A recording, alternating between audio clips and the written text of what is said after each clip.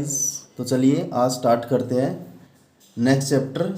जो unit first है उसका जो लास्ट चैप्टर है वो क्या है, कैपेसिटेंस है।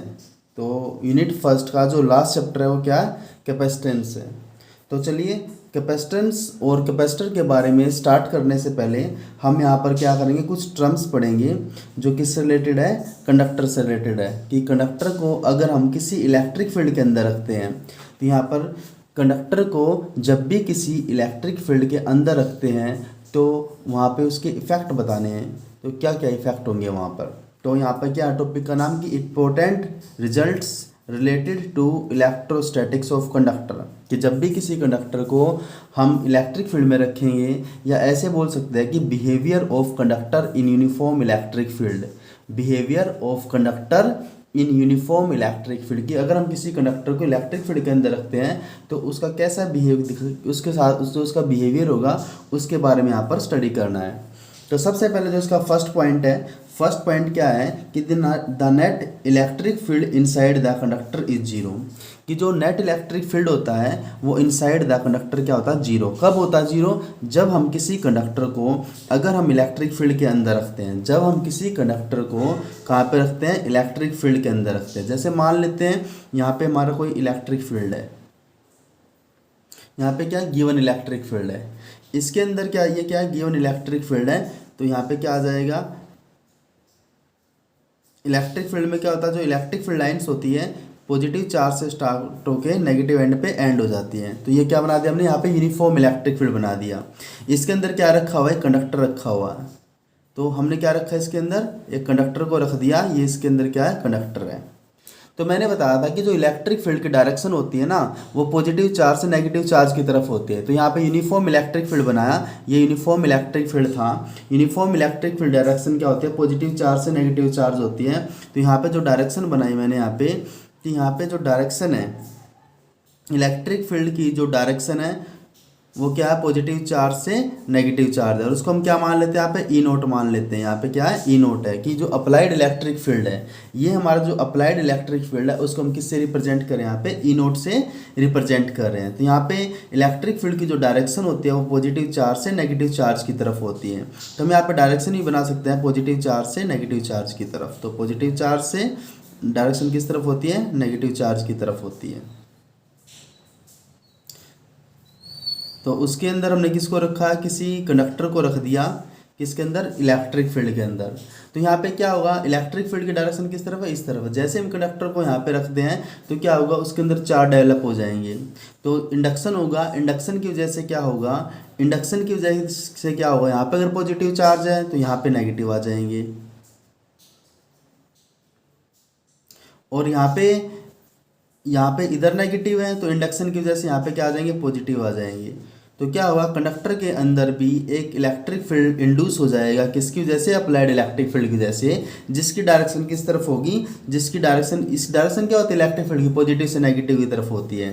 तो क्या होगा, यहाँ पे भी इसके अंदर जो इलेक्ट्रिक फील्ड आया उसकी डायरेक्शन किस तरफ होगी, इस तरफ होगी। इसको हम ईपी से रिप्रेजेंट कर सकते हैं, ईपी से। तो यहाँ पे ईपी यहाँ पे क्या है, इंड्यूस इलेक्ट्रिक फील्ड है, जो कि किसके अंदर है, कंडक्टर के अंदर है। तो जो इसके अंदर इलेक्ट्रिक फील्ड इंड्यूस हुआ है ये क्या करेगा, अब यहाँ पे क्या था, डायरेक्शन क्या होती है, पॉजिटिव से नेगेटिव की तरफ होती है। अब इसका मतलब यहाँ इस प्लेट पे पॉजिटिव होता है, इसका मतलब यहाँ से इलेक्ट्रॉन, यहाँ पे इलेक्ट्रॉन क्या हो रहा है, लॉस हो रहा है। यहाँ पे नेगेटिव होता है, इसका मतलब यहाँ पे इलेक्ट्रॉन का गेन हो रहा है। इसका मतलब क्या होगा कि जो इलेक्ट्रॉन का ट्रांसफर हो रहा था, यहाँ पे जो इलेक्ट्रॉन का ट्रांसफर हुआ था, अब क्या होगा, उसका अपोज होगा। जहाँ पे नेगेटिव चार्ज है, नेगेटिव चार्ज क्या करेगा, अपोज करेगा, किसका, इलेक्ट्रॉन्स का अपोज करेगा। तो अब यहाँ पे क्या होगा, इसका मतलब क्या है, यहाँ पे पॉजिटिव है तो यहाँ से क्या हो जाएगा, जो नेगेटिव और पॉजिटिव चार्ज है वो क्या कर देंगे यहाँ पर। तो यहाँ पे क्या होगा, जो इलेक्ट्रॉन्स का फ्लो हो रहा था उसका क्या हो जाएगा, अपोज हो जाएगा। क्योंकि ये किससे कनेक्ट है, ये नेगेटिव एंड से कनेक्ट है, ये किससे कनेक्ट है, पॉजिटिव एंड से कनेक्ट है। तो इलेक्ट्रॉन नेगेटिव एंड से चलते हैं, तो इलेक्ट्रॉन नेगेटिव एंड से इस तरफ चलेंगे, लेकिन पॉजिटिव के ये जो पॉजिटिव चार्ज है इसके अंदर इंड्यूस, ये क्या करेगा, इसके फ्लो को अपोज कर देगा। और इसका मतलब क्या है, जो चार्ज का फ्लो था उसका क्या हो चुका है, यहाँ पर अपोज हो चुका है। और ये कब पॉसिबल होता है, तब ये वाला इलेक्ट्रिक फील्ड किसके इक्वल हो जाएगा, इसके इक्वल हो जाएगा। तो चार्ज का फ्लो जब अप चार्ज का फ्लो यहाँ पे स्टॉप हो जाएगा तो उस केस में क्या होगा, इसकी डायरेक्शन किस तरफ है, इस तरफ है, इसकी डायरेक्शन किस तरफ है, इस तरफ है, अंदर वाले की इस तरफ, इसकी इस तरफ। तो इसका मतलब क्या है, अगर यहाँ पे चार्ज का फ्लो बंद हो चुका है तो इसका मतलब ये वाला इलेक्ट्रिक फील्ड, ये वाला इलेक्ट्रिक फील्ड इक्वल हो चुका है। तो यहाँ पे नेट इलेक्ट्रिक फील्ड अगर हम निकाल ले तो नेट इलेक्ट्रिक फील्ड यहाँ पे क्या हो जाएगा, E is equal to E naught minus के ई पी, क्योंकि ई नोट अप्लाइड था, ई पी इंड्यूस था, और दोनों यहाँ पे क्या है, दोनों यहाँ पे क्या इक्वल हो चुके हैं। तो चार्ज का फ्लो बंद हो जाएगा, E naught is equal to E P, तो दोनों इक्वल है। तो यहाँ पे जो ई की वैल्यू आ जाएगी, नेट इलेक्ट्रिक फील्ड क्या होता है, इनसाइड द कंडक्टर जीरो होता है। तो यहाँ पे क्या आ जाएगा, net electric field inside the conductor is zero. किसी कंडक्टर को जब हम यूनिफॉर्म इलेक्ट्रिक फील्ड के अंदर रखते हैं तो उसके अंदर जो नेट इलेक्ट्रिक फील्ड होता है, तो नेट इलेक्ट्रिक फील्ड हमेशा क्या होता है, जीरो होता है, कि दोनों का जो रिजल्टेंट इलेक्ट्रिक फील्ड है वो क्या रहेगा, जीरो रहेगा। उसके बाद नेक्स्ट पॉइंट है कि total charge inside the conductor. अगर कंडक्टर के अंदर नेट इलेक्ट्रिक फील्ड निकाला हमने कि ई नोट इधर था, ई पी इसके अंदर इंड्यूस हुआ था, तो नेट इलेक्ट्रिक फील्ड कितना बचा इसके अंदर, ई नोट माइनस ई पी क्या, तो नेट इलेक्ट्रिक फील्ड जीरो हो चुका था। किसके अंदर, कंडक्टर के अंदर नेट इलेक्ट्रिक फील्ड कितना हो चुका था, जीरो हो चुका था। अब नेट इलेक्ट्रिक फील्ड कंडक्टर के अंदर जीरो है तो टोटल चार्ज भी इनसाइड द कंडक्टर क्या होता है, जीरो होता है। गॉस थ्योरम से हम इसको प्रूव कर सकते हैं कि कंडक्टर के अंदर टोटल चार्ज हमेशा क्या होता है, जीरो होता है।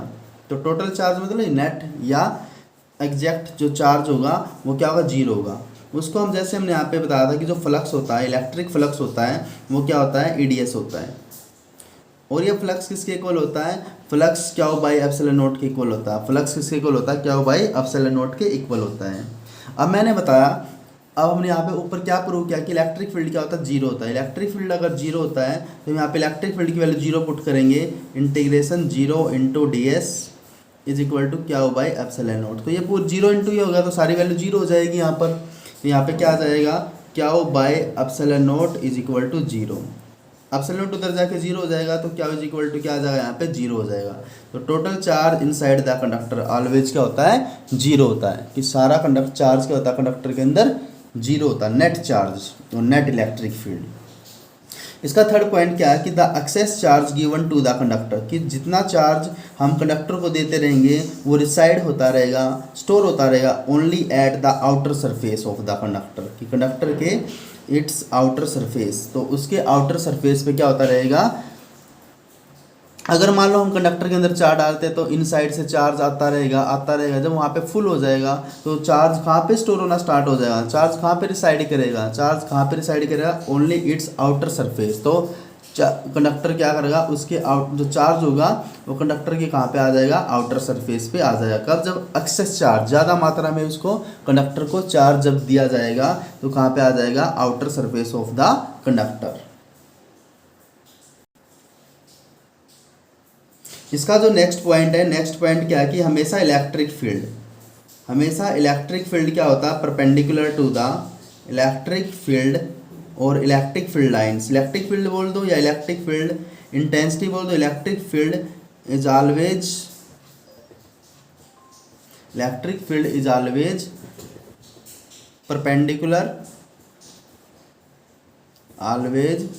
Perpendicular to the surface of conductor, perpendicular to the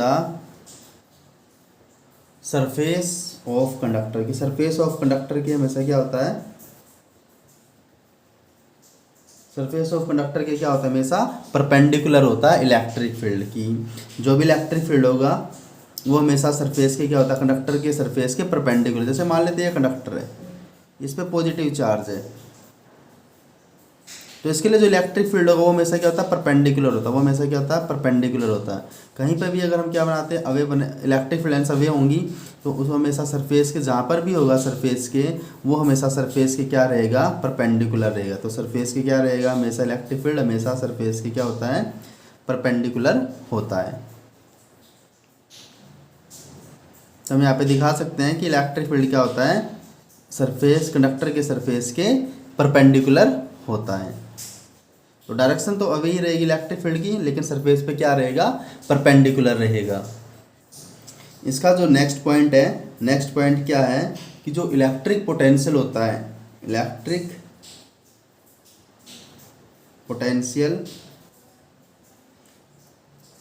is always constant, always constant of a conductor, of a conductor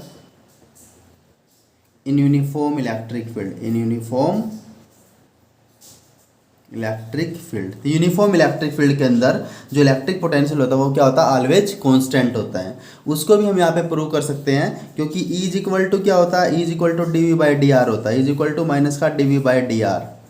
अगर यहाँ पे इलेक्ट्रिक फील्ड क्या होता है, इनसाइड द कंडक्टर जीरो होता है, अगर इलेक्ट्रिक फील्ड यहाँ पे क्या होता है, जीरो होता है, तो यहाँ पे वैल्यू पुट करेंगे, zero is equal to dV/dr minus का dV/dr, dr इधर आके जीरो हो जाएगा, तो dV इज इक्वल टू यहाँ पे क्या आ जाएगा, तो यहाँ पे जो dV इज इक्वल टू आएगा, dV इज इक्वल टू यहाँ पे क्या आ जाएगा, जीरो आ जाएगा, मतलब no change in potential. dV is equal to zero का मतलब क्या है, नो चेंज इन पोटेंशियल। अगर पोटेंशियल में चेंज नहीं होगा तो इसका मतलब पोटेंशियल क्या होता है, हमेशा कांस्टेंट होता है। Electric potential is always constant, हमेशा कांस्टेंट होता है, किसके लिए, कंडक्टर के लिए। तो वो हम यहाँ पे देख सकते हैं कि पोटेंशियल में चेंज क्या है, यहाँ पे जीरो है, इसका मतलब यहाँ पे पोटेंशियल क्या है, कांस्टेंट रहेगा।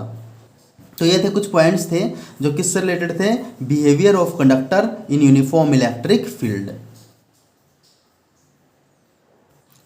तो इसके बाद जो नेक्स्ट टॉपिक है, नेक्स्ट टॉपिक क्या है, इलेक्ट्रोस्टैटिक शील्डिंग है, कि इलेक्ट्रोस्टैटिक शील्डिंग क्या होती है।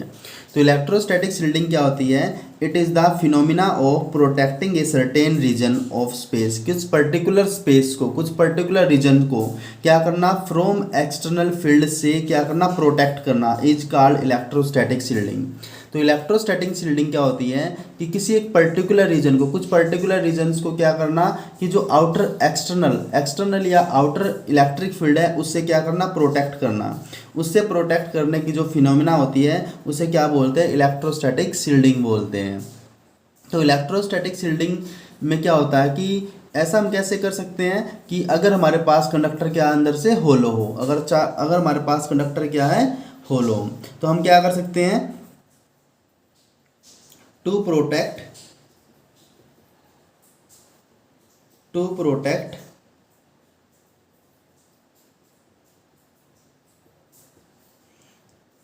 any instrument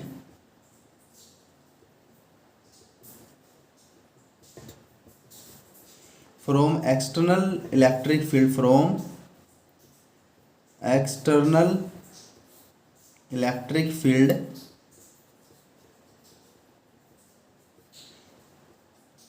we enclose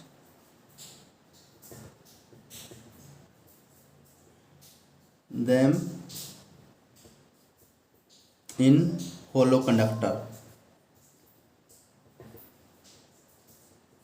तो ऐसा हम उसको कैसे प्रोटेक्ट कर सकते हैं, किसी एक रीजन को, पर्टिकुलर रीजन को हम कैसे प्रोटेक्ट कर सकते हैं कि हमें किसी को भी, जिसको भी हमें क्या करना है, यहाँ पे प्रोटेक्ट करना है, किससे, एक्सटर्नल इलेक्ट्रिक फील्ड से हम उसको एनक्लोज कर सकते हैं, किसके अंदर, होलो कंडक्टर के अंदर। क्योंकि होलो कंडक्टर के अंदर इलेक्ट्रिक फील्ड क्या होता है, जीरो होता है। होलो कंडक्टर के अंदर इलेक्ट्रिक फील्ड और इलेक्ट्रिक चार्ज क्या होता है, वहाँ पे जीरो होता है इलेक्ट्रिक फील्ड, तो इसलिए वहाँ पे क्या किया जा सकता है, उसको प्रोटेक्ट किया जा सकता है। तो इसका एग्जाम्पल भी लिख सकते हैं हम यहाँ पर। इसका एग्जाम्पल क्या है कि अगर कोई अंडर द थंडरस्टॉर्म, थंडरस्टॉर्म का मतलब जहाँ पे अगर लाइटिंग हो रही है, जहाँ पे बिजली गिर रही हो, आसमान से क्या होता है, जहाँ पे बिजली गिरती है, अगर कोई पर्सन कार के अंदर बैठा हुआ है, किसकी बजाय, बाहर ट्री के नीचे, पेड़ के नीचे खड़ा होने के बजाय, तो वो ज़्यादा सेफ रहेगा, किसके अंदर ज़्यादा सेफ रहेगा, कार के अंदर ज़्यादा सेफ रहेगा। क्योंकि कार की जो होलो, कार अंदर से होलो होती है, तो उसकी जो आउटर बॉडी है, वो आउटर बॉडी क्या करेगी, जो लाइटनिंग है, लाइटनिंग मतलब जो बिजली आ रही है, आसमान से जो बिजली गिर रही है, उससे क्या करेगी, उससे इसको प्रोटेक्ट करेगी। लेकिन ट्री के नीचे क्या हुआ, ट्री के नीचे क्या होगा, उसको झटका लगेगा, किसकी वजह से, ड्यू टू एक्सटर्नल फील्ड की वजह से। तो यहाँ पे क्या हुआ, इसका एग्जाम्पल हम लिख सकते हैं कि ए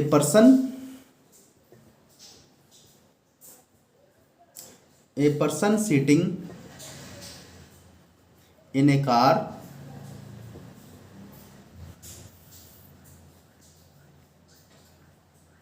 safer, तो सेफ रहेगा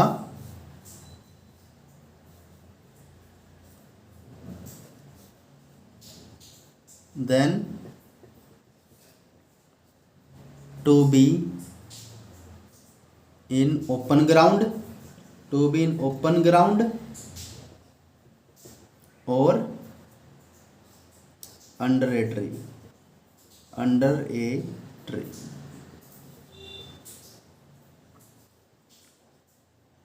ड्यूरिंग थंडरस्टॉर्म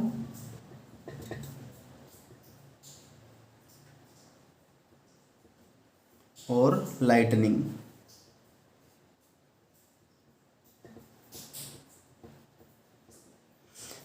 तो a person sitting in a car safer than to be in open ground or under a tree during thunderstorm और लाइटनिंग। तो क्या होगा, कार यहाँ पे किसका काम करेगी, होलो बॉडी का काम करेगी और उसको क्या करेगी, प्रोटेक्ट करेगी। तो उसके अंदर एक्सटर्नल इलेक्ट्रिक फील्ड क्या होगा, जीरो होगा। तो इसका मतलब जो पर्सन होगा वो ज़्यादा सेफ रहेगा किसकी बजाय, अगर कोई पर्सन थंडरस्टॉर्म या लाइटनिंग के टाइम कहाँ पे खड़ा हो, ओपन ग्राउंड या ट्री के अंदर खड़ा हो। तो इसका मतलब कार यहाँ पे किसका काम करेगी, इलेक्ट्रोस्टैटिक शील्डिंग का काम करेगी, इलेक्ट्रोस्टैटिक शील्डिंग का काम करेगी। तो मिलते हैं स्टूडेंट्स नेक्स्ट वीडियो में, तब तक बने रहिए with We Learning Classes. Thank you.